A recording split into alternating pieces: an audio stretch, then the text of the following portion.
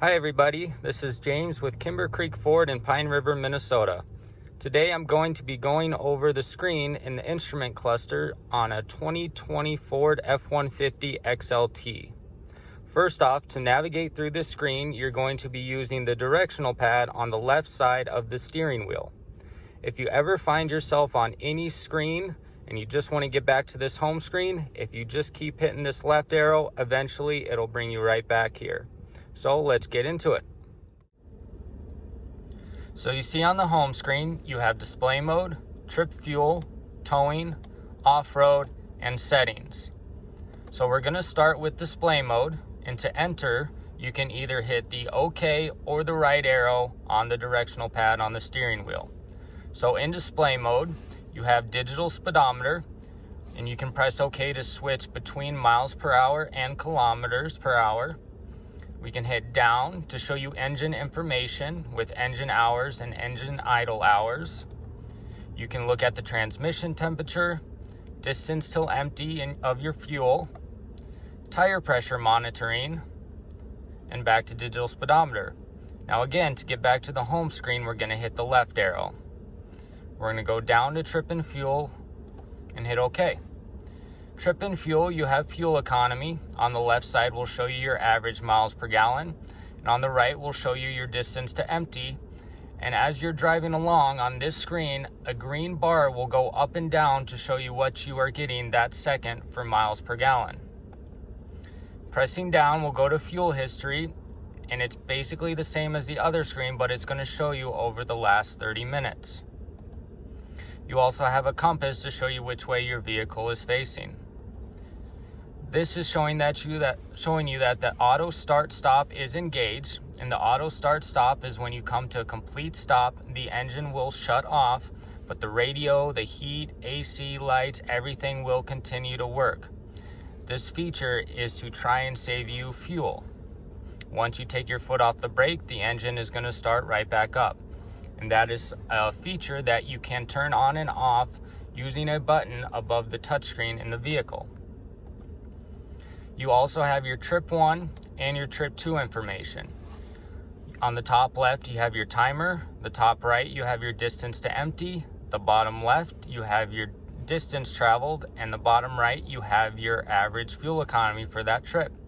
If you ever want to reset any of these values as well as the fuel economy, all you have to do is hold the OK button, and then that will reset all the values. So now we'll hit the left arrow to go back to the home screen and go to towing. You have trailer status. So when an active trailer is connected, it will show you which trailer is connected. You can save up to 7 different trailers into the system, and that is perfect for your Pro Trailer Backup Assist. You also have trailer options. You can turn on and off your trailer sway control. You can select which trailer is hooked up to the vehicle. You can change your trailer settings by renaming it, resetting the distance. You can delete the trailer, or you can change the setup. And this is also where you go where you can add a trailer and you can even name it. You also have a connection checklist. You can do conventional, fifth wheel, or gooseneck. And if you select it, it will go through all the steps to ensure your trailer is fully connected. Now we'll go left to go back to the home screen and go to off-road. So in the off-road menu, you have your power distribution screen. There's a rectangle under each of the wheels that will fill up to show you how the power is being distributed to each wheel.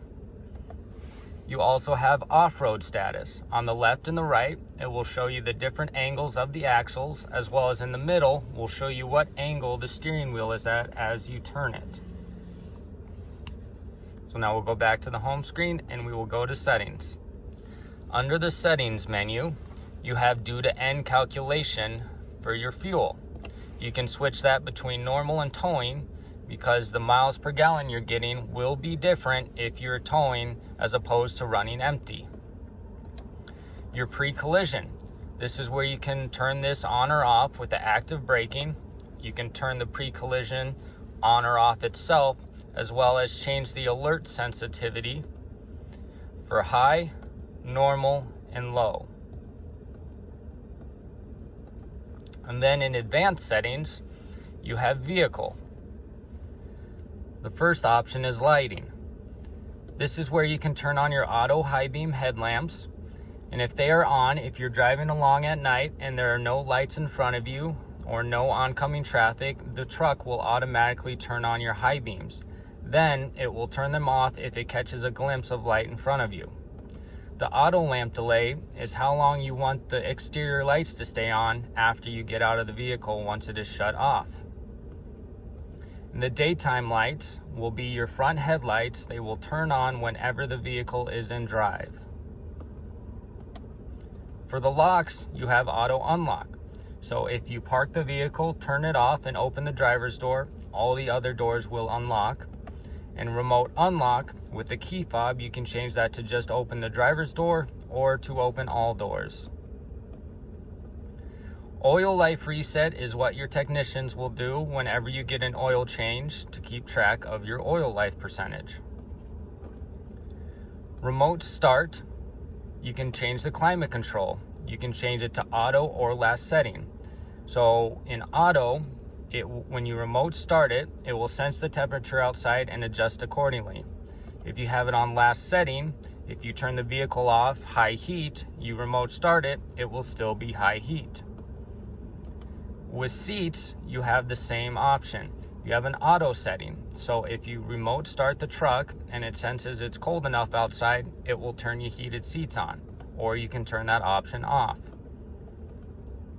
You can also change the duration to 5, 10, or 15 minutes, how long it will run after you remote start it. And you can just turn the remote system on or off. And then you have wiper controls. You can turn on courtesy wipe, which will essentially give you one more swipe of the wipers after you turn them off. Now we'll go into My Key. You have My Key status and create My Key. If we go to status, you see right now there are 0 My Keys and 2 admin keys. You can set up one of the keys as a My Key and leave one as an admin key. If one is set up as a My Key,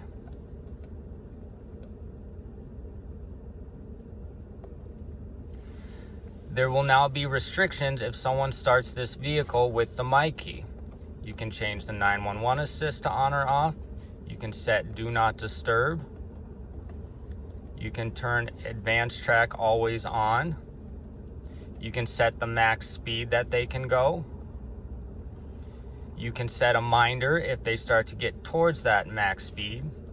You can set a volume on the radio, or you can just clear My Keys. So we're going to clear that right now.